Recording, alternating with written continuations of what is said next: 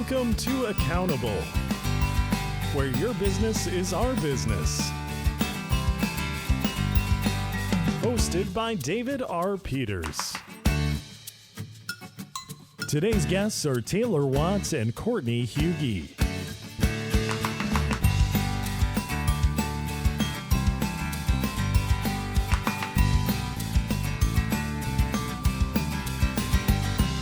Hi, everyone. Welcome to Accountable, the podcast for CFOs by a CFO. One of the things that you know about me probably at this point is that I think that recruiting talent is a very important thing for an organization to do, maybe the most important thing for an organization to do in order to be successful. I also think that it's one of the most challenging parts of business. And I think that you probably have heard me say that several times in these weeks in Accountable, as we've been talking to college professors, we've been talking to recruiters. I think that that's probably something that has come through. It's a common theme. Well, that theme is going to continue today because I do believe that retaining talent is very important. And I think that when you bring somebody on to your organization, somebody new, somebody who is coming in from school, from college or university, and they're stepping into your organization for the first time, I think that it can be a very difficult time for that person when they're new, when they're first getting started. I think we all can remember that when we first got our first kind of full-time gig in financial services, how tough that was. It's just a lot. Financial services is a very unique industry. It kind of has its own language. And I think that making that transition into the working world tends to be one of the more difficult things that we do in our career. And so today we are going to talk about people moving from university into the working world and how to do that successfully. And what are some of the challenges today? And, kind of how can we help people who are new to our organization that are coming into maybe their first full-time role? How can we help them do that successfully? And so that's what the conversation is going to be about today. I actually have two guests on the show today. This is a little bit of a departure from what we've done in the past. Two guests today, both financial advisors at Carroll Financial. We have Courtney Pkwy, who has been a financial advisor for about 5 years. We have Taylor Watts, who has been on Accountable before. Taylor has been a financial planner for about 4 years. And we're going to talk about this issue. We're going to talk about moving from university into working life. What kind of things were surprising? What things were easy? What things were hard? Those types of things. Because I think that it's really important, and especially for someone like me, who it's been a while since he first got his first full-time job. So, it's going to be interesting to see kind of what challenges are the same and what challenges are different. And so that's really what the conversation today is all about. Because again, I think when somebody new comes into your organization, it's really important for us to set them up for success. We want them to stay on board and we want them to be successful in our organization. So if we can figure out how to do that better, I think that that's a winner. So we're going to be talking all about that. We'll also are going to be talking to Courtney and Taylor about their podcast. They got a killer podcast. And so I'm going to let them tell you a little bit about that as well. So lots of good stuff coming your way. Enjoy my conversation with Courtney Pkwy and Taylor Watts.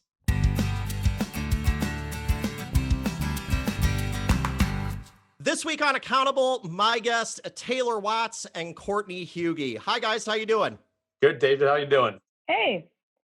So I appreciate you guys being on here today. I think that we got a great topic because this is coming off of the heels of a couple of shows that we've done, just talking about people getting into financial services, getting into financial professions, things having to do with money.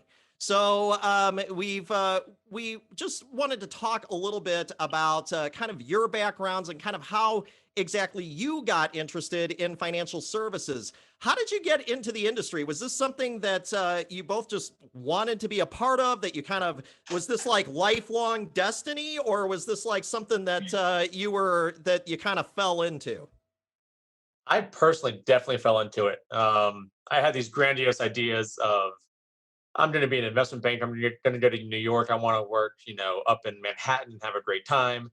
So all through high school, that's what I had my mindset on. And then came freshman year, and I found out what investment banking actually was and what it required and the hours involved.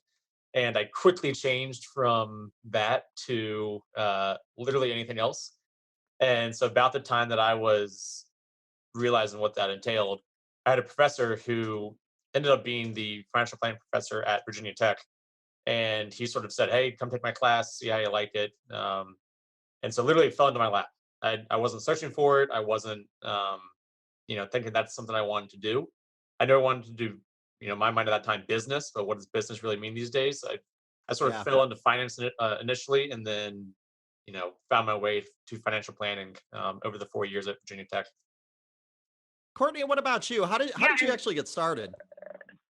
mine's a little in I kind of backed myself into it, I would say. So I played soccer at Virginia Tech, and what happened was when I was looking for schools in high school when I was about to commit, I was looking at 3 or 4 ACC schools kind of at the tail end of my decision. And I remember being really interested in Virginia Tech, and I knew, kind of like Taylor, I wanted to be in some sort of business, and that's honestly only because my dad was at Bank of America, and my mom actually is in the field too. She's got her CFP, so I kind of had an inkling of what she did. But when I was really interested in going to Virginia Tech to play soccer there, and I started looking at their business program, I kind of discovered that they have a really good financial planning program. And so that was, since I had a little bit of a brush stroke of what my mom did, I thought that would be a good fit. But I actually chose the school to play soccer. And then it also sort of just seemed like a good decision to go into that field. Another personal reason is because when I was in high school, and even freshman year of college, I just knew that in some way, shape, or form, money does kind of control our lives, whether you want to admit it or not. And I just didn't want to be in the dark about just money. I wanted to know, the ins and outs, just so I could feel like I had some control in my life and that I could make my own decisions and be confident as an adult after college. So it worked out for me because I loved it and I loved our Yeah. professors. So I got pretty lucky. I had the pleasure of being on a podcast recently where they were asking about my sort of financial journey. I started out as a theology pre-seminary major. And it's really funny. We were joking. I said that I'm not sure that anybody necessarily gets into financial services in a straight line. Like I think that it just seems like everybody's like, well, I started off kind of doing this, but then I ended up doing that, and so it's interesting to see, I think, sort of how people's journey kind of develops. Let me ask you this. So, you're going through school. You said that, I believe you both said that you went to Virginia Tech. How did your schooling really prepare you for the job itself? Because I think you both hit on something kind of interesting there. I think a lot of times when people get into financial services, they kind of maybe have like, a little bit of a notion of kind of what it is, but I'm not sure that they really know. And I guess I would just wonder, has that changed? Do you feel like that college really gets people ready for the profession? Courtney, you want to take this one, or you want me to hit on this first? You can hit on it. I'll just follow up. Um, so I mean, I think it's getting better. I bet you if you ask students who were in college a decade ago, maybe longer, it would be, hey, here are a bunch of different subjects you might need to know about to be in financial services. Tech in the last decade or 15 years has really spent a ton of time on doing the specific CFP courses as a certification and a path for finance majors. So from my perspective, I think we're pretty well prepared in terms of knowing the math. You can teach anybody the math. You can teach them, hey, here's what a present value formula is. Here's a future value. Here is cash flow analysis. X, Y, and Z. But I think one of the things that we had the benefit of in college is the behavioral side. Like Courtney said, not a ton of people have a deep understanding of personal finance. Even if you're a CPA or in a business and running a business, it's not the same. Right. So we really got a pretty good foundation for the personal side and how to deal with clients and how to talk to them and present ideas to them that are on a level where they can understand it, even if they don't have that background. So I think a lot of places prepare you for the math side of it. I think tech did a really good job of the behavioral, actual client human side of it. Yeah, I mean, I would agree with all that. I definitely feel like I was well prepared coming out of my senior year. One thing that our school does to prepare us kind of at the final leg of school is there's a capstone class in typically your spring of your senior year. It can be in the fall too, but it essentially is, in a semester long work study of a specific case where you work with two other people in your class on some very detailed financial planning problems that a couple and their kids have. And you essentially, at the end of the semester, present it to them as these are all the recommendations we would make, everything from insurance to tax to estate to investments to retirement. I mean, it is a mini version of the CFP exam. And it's hard to see at the time when you're a senior, especially because, it's usually the last semester and you're focused on other things. But looking back, it's such a good small synopsis of what the exam entails. And I really enjoyed working with other people on that, because that was really helpful to see other people's ideas and, thoughts on what they think might work best. Because financial planning is a little bit of an art and science. And some of this class, while it was all science and math and projection related, there was an art to it in how do we present this and how do we talk to them about this, not just crunch the numbers in Excel. So I thought that was a really good way that they prepared us for that. I would say the only thing, when you asked about any missing pieces of preparation or surprises, Yeah. I don't really know how you facilitate this, but there's just no way to replicate the in-person face-to-face meeting. And Yeah. I don't know how you can quite emulate that in college, but just something that I've learned with meeting with clients is just the human side of people's money. It's just fascinating to me how people treat their money, whether it's, they're very, very laser focused on it, or they're just very laid back, or there's something, maybe it's an inheritance and they're just so unwilling to sell something because their parents passed it down to them. It's just, there's things that you can't really predict until you meet with them in person and get to know someone.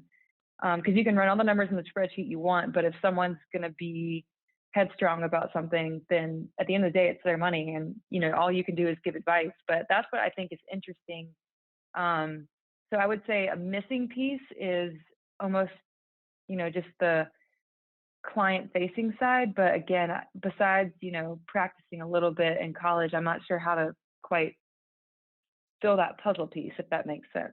Yeah, no, I think that makes a lot of sense. So, so first of all, I am really bummed out that you just told me that college seniors are not completely focused on school in that last year. Weird. You really broke this professor's heart, just for the record. So, I'm just kidding. But go ahead. No, if it mends your heart, that was probably our hardest semester of all of college. All right. of our friends were out. Yeah. Fun. Good. I don't think I'll ever write a paper was. or do a presentation that's that long again. It was 120 pages. And, Yeah. Yeah. The little And pieces. down to the wire. The last couple of days of college, I was working on that thing. Truly, it was the last thing I ever worked on.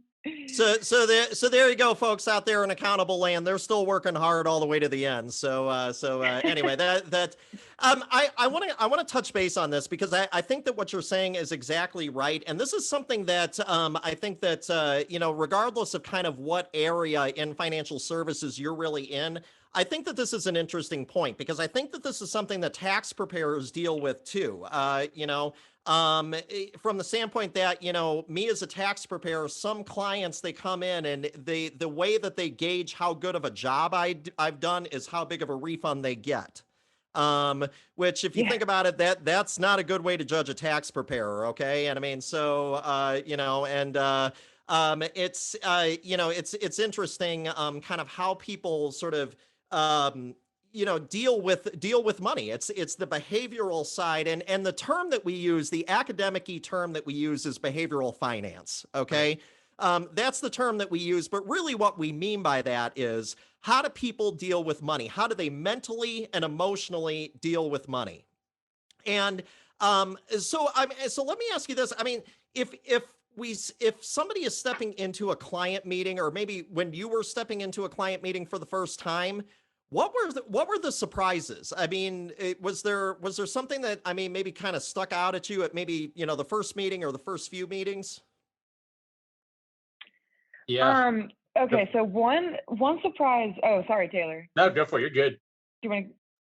One surprise that I had that is no longer a surprise because it makes sense is I would go into meetings early on and it would be a retired couple or a retired client with plenty of money saved, plenty of money. And we would almost be like begging them to spend more because we were like, you're not even spending close to 4% of your whole portfolio. And we go through the 4 to 6% rule and talk about that and how it's a safe withdrawal rate. But it's almost, we laugh about it, but sometimes we're almost pleading with clients to spend more money because we want them to enjoy their retirement. But that was a surprise early on. But now that I've been in the seat that I've been in, I understand that the reason that those people have saved so much and are in a position to retire well off like they are is because their entire lives they've saved and worried about every dollar. And to mentally flip that switch when you're 65 is almost impossible because if you're dead set on something, it's at 65 years old, you've probably spent your whole life functioning that way. So that was almost a surprise to me going in, just having to tell people to spend more money because when you're going through college, you learn that you got to tell people how to save and how to spend less and cut their budget and everything. And then we meet with people who are just fine, and you're almost like, hey, do you want to take a trip? Do you need to replace your roof? Do you want to help grandkids? I mean, we're almost coming up with ideas for them just to find some fulfillment with how much they've saved and how hard they've worked. Yeah. I mean, I've definitely run into that. I think for me, one of the things that I found, I don't know if it's surprising or just interesting, but you know, the the spectrum of responses you get when asking for information. Yeah, You get to, I mean, the entire financial services industry is all about trust. sure. So, when you're meeting with somebody new for the first time or somebody that you haven't known for 20 years, but it's the first couple of meetings, some people are very, very guarded about their information, which is fine. They'll give you round numbers. They won't give you, information you need to do paperwork or whatever it is. So some people are really pretty guarded about their information, which in today's day and age might not be a bad thing. And then some people will give you everything up front, and forget just the money side or just the number side. They'll start talking about their grandkids, a divorce, something in their life that has nothing to do with the plan or their money or anything like that. And so Right. I think for me, it's just surprising how wide the range of responses are to, hey, here's the information I need, and then here's the information I get.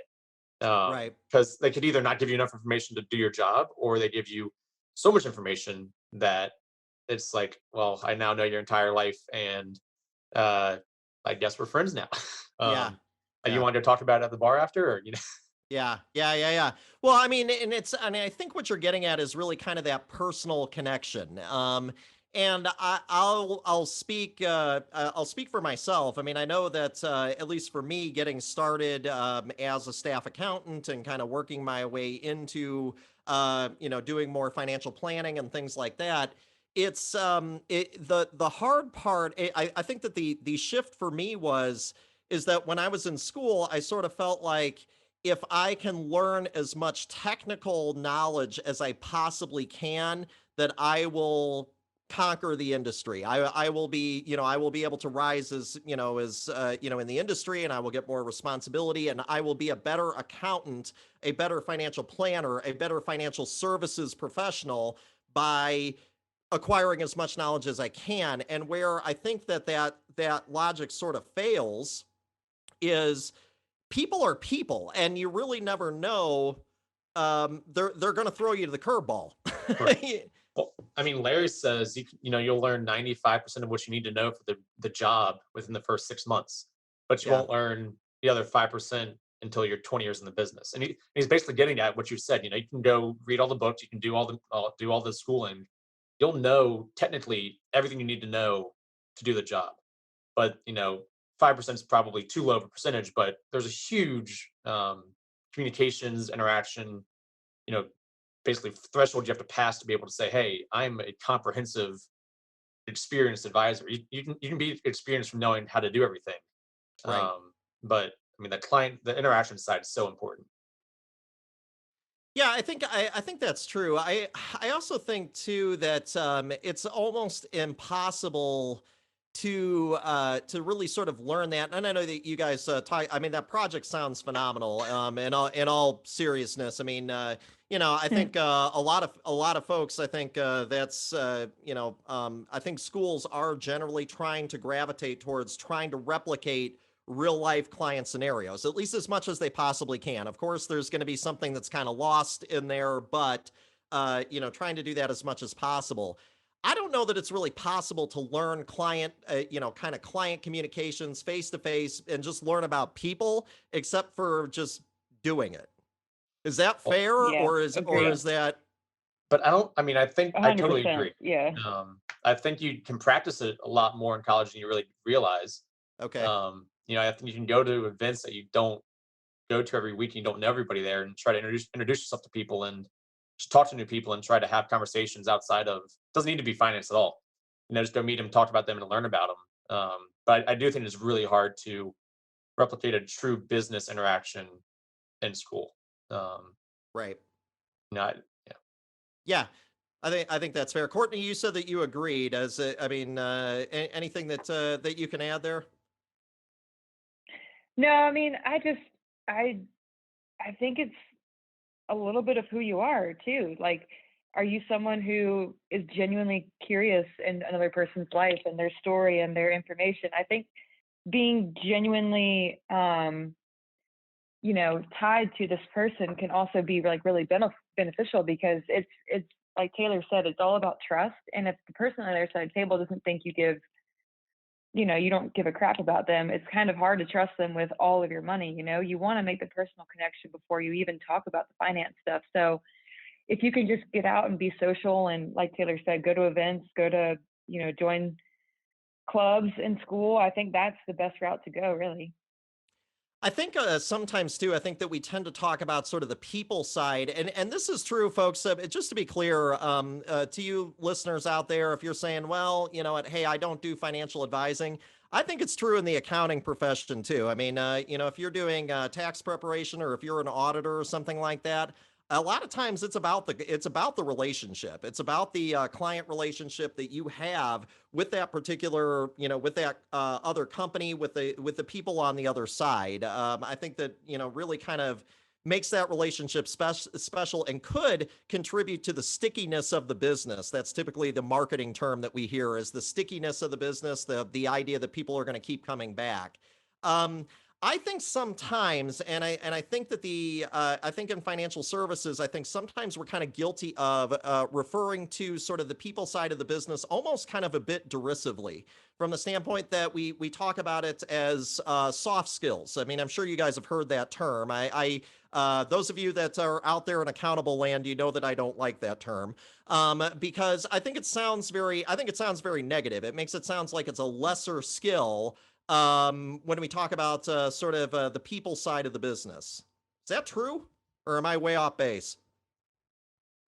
I think it's somewhat almost more important in longevity terms. I mean, what's stopping somebody from whether or not it's a tax client or a financial planning client or a supplier or something of a company saying, hey, I've got better numbers from business or company B, and what's stopping them from leaving you if you don't have a good relationship and don't have um, that connection? Right. Not much. There's not a lot keeping them there outside of your numbers might be better, or if they're slightly worse, then you definitely want to have that connection. Sure. Um, Sure. Let's change gears here a little bit. What do you think are some of the key skills that employers are looking for right now? I mean, is it? I mean, do you guys sort of see employers looking for different things? Than maybe that they were looking for, 5 years ago, 10 years ago. I mean, do you think that that's changed, or do you think that for the most part in financial services, we're kind of hiring for the same positions?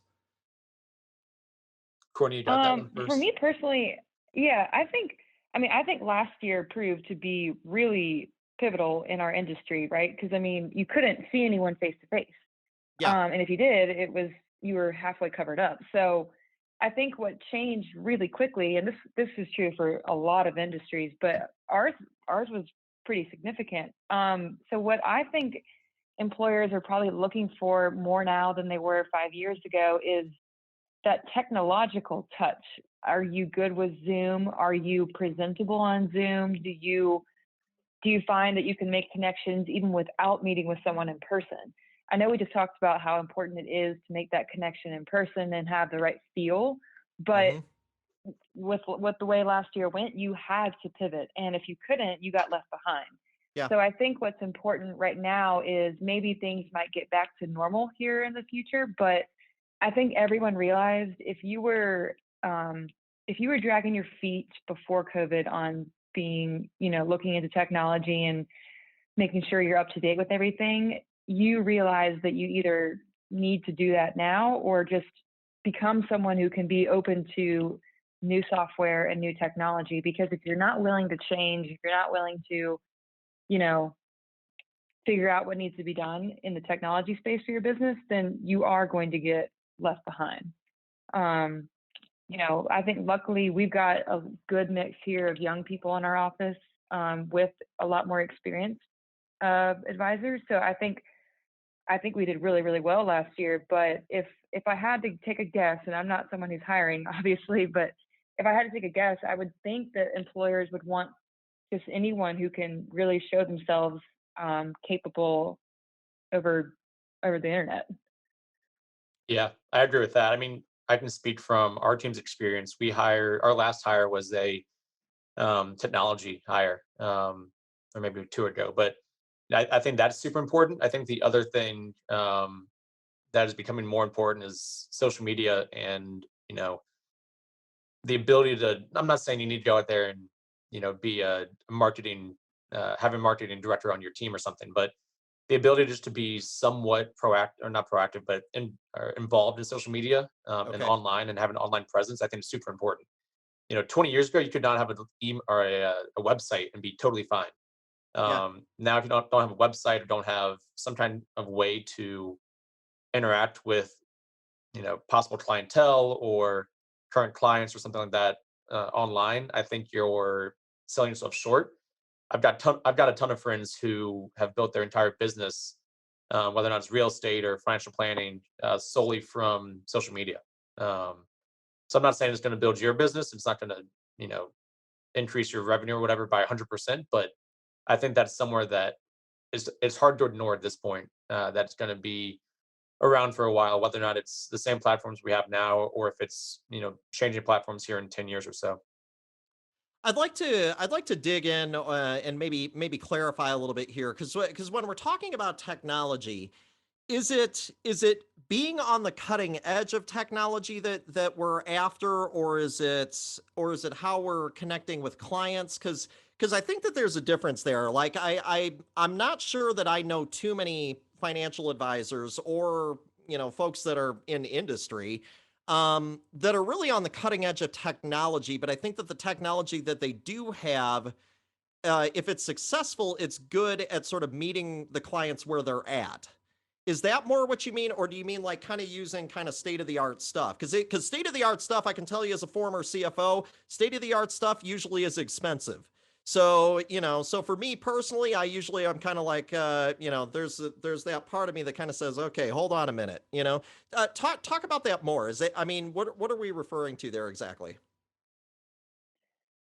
Well, at least for me, I guess not quite cutting edge. I mean more like, it's very common now to send account opening paperwork over the internet, Right. DocuSign, being able to do it on a computer instead of waiting 5 days in snail mail, sending it back. I mean, the speed at which things can happen is so much faster now that if you're still solely mailing paperwork and mailing forms and mailing checks, then you're probably going to get lost in the back, because there's lots of financial planning firms that can do mobile deposits, and they can do any account opening paperwork online, just things that make your life simpler and quicker.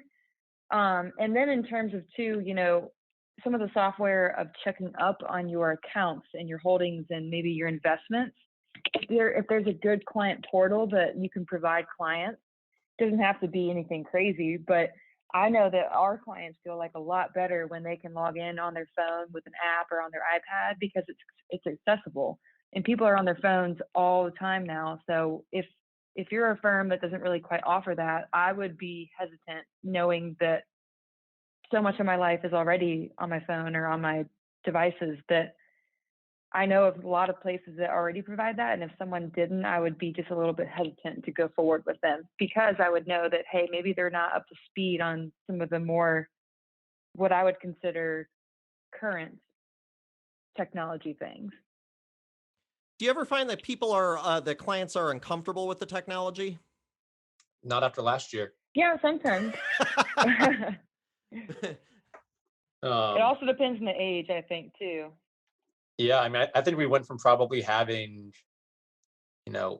less than 20 Zoom meetings a year to having hundreds a year, from any age to, from 30-year-olds up to 85-year-olds. A lot of the conversations that the people who are 85 said were like, this is the only way we can talk to our grandkids.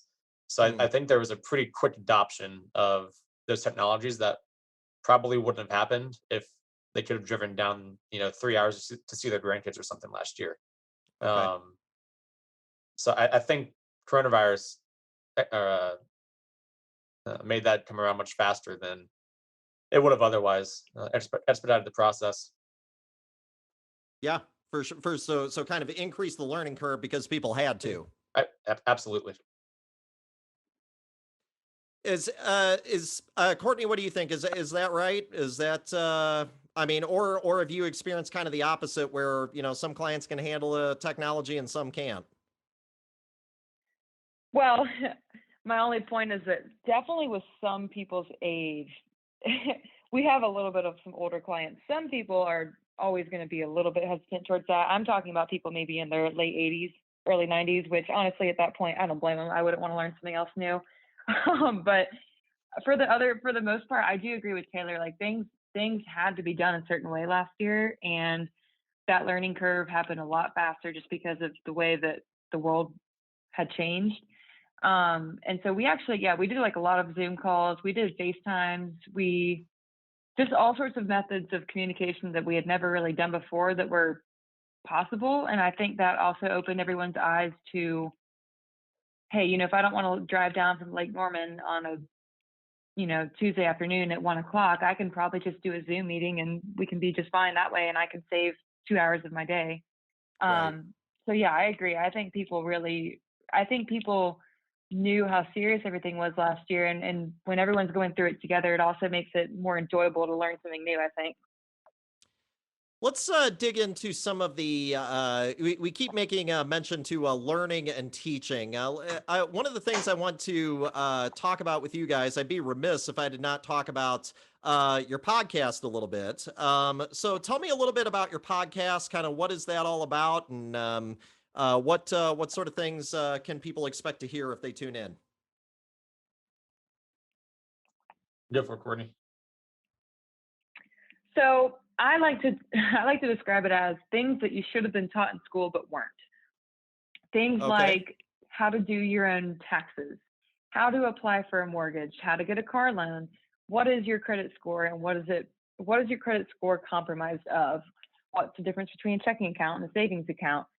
Just things that might seem really obvious to people like us in our world because we do this for a living, but it's really geared towards hopefully people in their 20s, 30s, honestly people even in college too, just who want to learn more about their own personal finance and how they can take control of their lives in that way.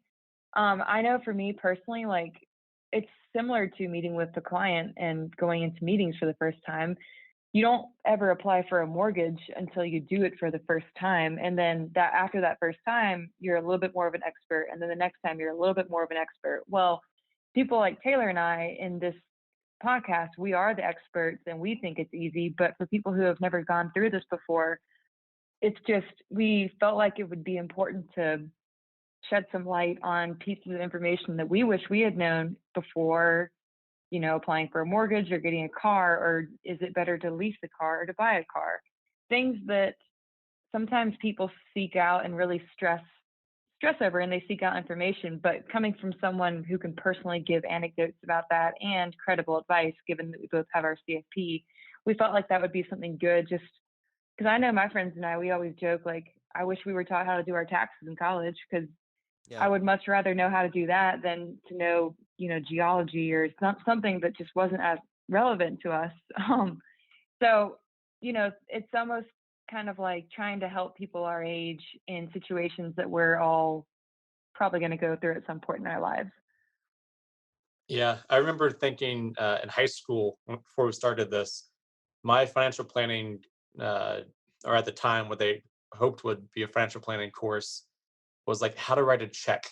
Right. It wasn't how to save or what's a 401k or mortgages. It was so simple that probably one of the harder things you had to do was, write checks and reconcile your checkbook. And that was, a little over a decade ago. And so how the times have changed, I haven't written a check in 3 or 4 years.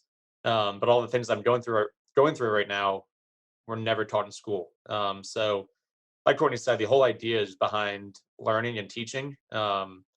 And, you can go Google a lot of this stuff, but the point is to make it easy to understand and all in one place, so you don't have to go read 7 different articles, cross reference them, and sort of try to figure it out for your own.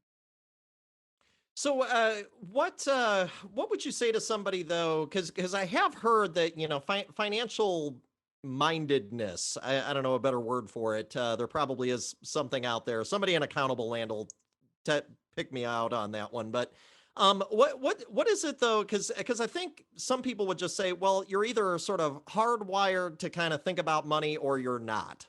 Um, so how does financial literacy get kind of fit into all that? I mean, we talk about the importance of financial literacy, but I mean, if somebody is just not sort of hardwired to deal with money, I mean, is there a point to talking with them about financial literacy, I guess? Or is it just kind of one of those things that people they either got it or they don't? I'll always say yes. um, I think it's financial literacy doesn't necessarily mean becoming a financial expert. You don't need Right. to know everything about everything. It's sort of along the lines of know enough to be dangerous about most things, and then figure out the rest of it along the way. Okay. Um, there's a lot of things within what I consider financial planning and financial literacy that everybody should know: budgeting, saving, at least an understanding of taxes, that kind of stuff. If you really wanted to dive deeper into it, you could do tax planning or the actual Sure. investments in your 401k, or you can always break it down more past that first level. But to me, financial literacy is having enough knowledge to be dangerous and not feel like you're, you know, having trouble treading water when you're thinking or being told about, hey, you're out of college, go pay your bills, pay your mortgage. Do you want a 401k? Do you want health insurance? That kind of stuff. So I think for me, financial literacy is just being comfortable enough for your situation. And each situation could require more knowledge, but at least And having that base knowledge. and awareness maybe? Yeah, awareness is a good word. Um, So not necessarily knowing it yourself, but at least knowing what you don't know, or at least what Right. you didn't know Well, before. we're here for the hard stuff, right? Just knowing Right. stuff that if you're just starting out or, um, starting along the path, just being able to make the first few steps by yourself. Okay. Yeah, I mean, I totally agree with Taylor with that someone is, you can always, maybe you're not hardwired to think about finance and financial literature, but at the end of the day, you're going to be dealing with money at some point or on an everyday basis. It's to me, you might not ever deal with planes your whole life, or you may deal with them maybe once a year or booking a plane trip, but at some point you are going to have to deal with your own finances, whether it's daily, weekly, monthly. And that's why I also agree with Taylor that in some way, shape, or form, people are able to understand this stuff. And I hope that we can help them. But I really do think that the sooner they face these decisions, the better they will be at making them. Right. What's the name of the podcast if folks want to tune in? Dollars Making Sense with an S. Uh, Dollar making sense. yep. Nice. Dollars Making Sense. Um, top, yeah. Yep. That sounds good. So we should I know that a lot of folks that are listening out there that they may be struggling right now. They may be folks that are looking to break into the profession. What's kind of maybe the best piece of career advice that you could give somebody who's trying to break into financial services right now and is maybe kind of struggling because of the pandemic and kind of everything that's going on?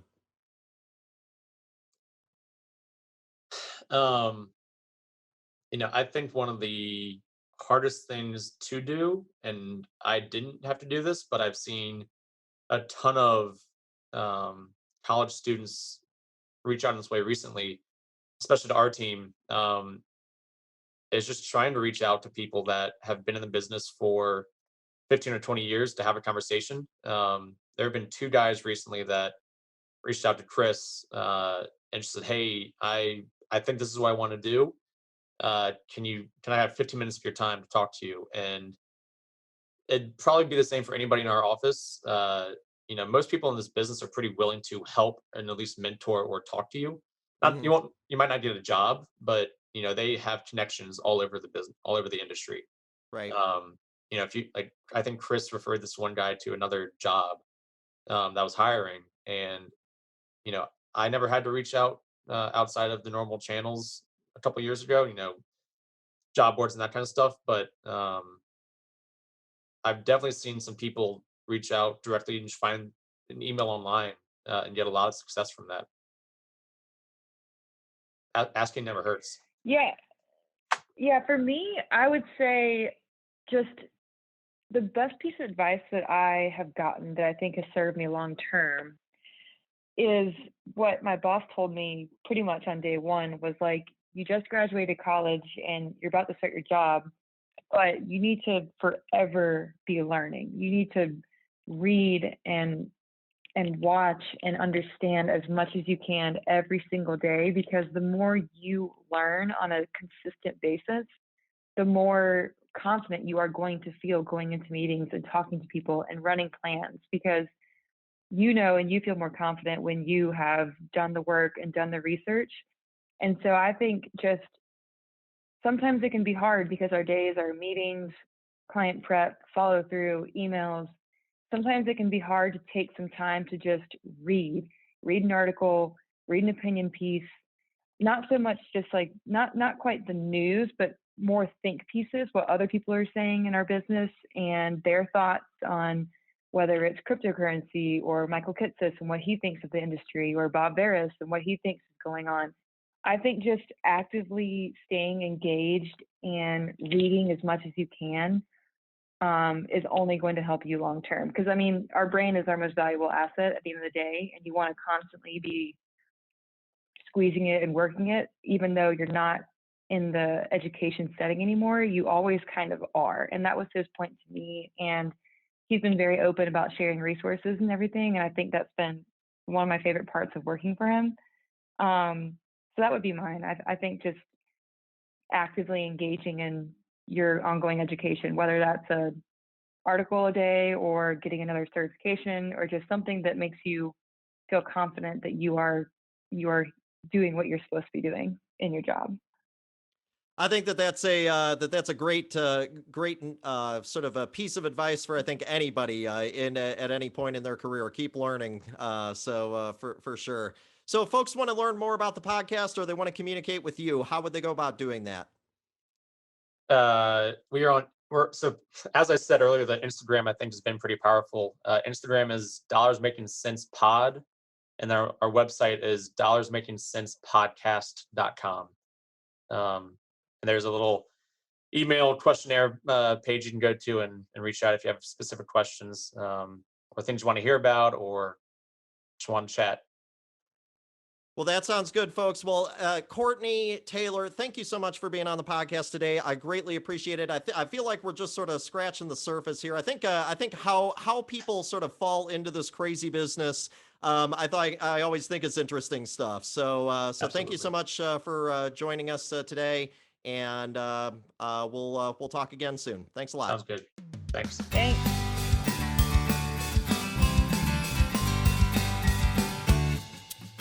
Thanks for listening to Accountable.